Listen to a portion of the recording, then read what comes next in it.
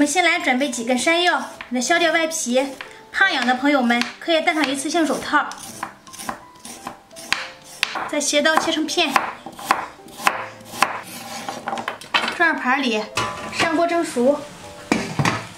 来切点胡萝卜丁，装盘里备用。孩子爱吃土豆，再来切点土豆丁。最后来准备一小把的长豆角，给它切成丁，装盘里备用。蒸好的山药倒入大碗里，用木锤捣成泥。立秋后一定要多给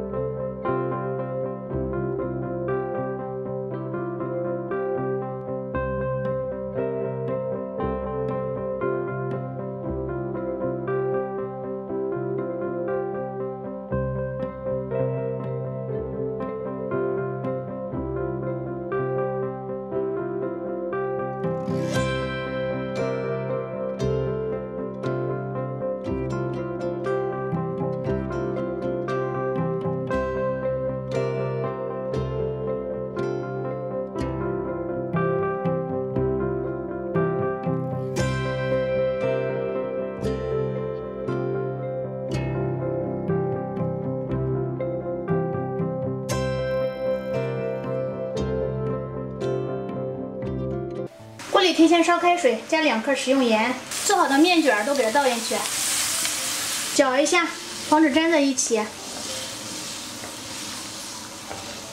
盖上盖子，煮到开锅。开锅以后再煮2分钟，面卷都已经飘下来了，这样就可以出锅了。锅里加凉水，这样吃着爽滑筋道。另起锅，加入食用油，油热了放上葱花，炒入香味儿。加入西红柿，炒入汤汁。再倒入切好的配菜，来点生抽、食用盐，翻炒至蔬菜断生。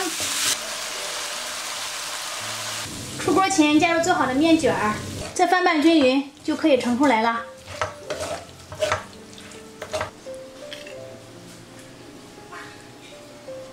我们的山药面卷就这样做好了，营养非常的丰富，吃到嘴里的口感是爽滑筋道。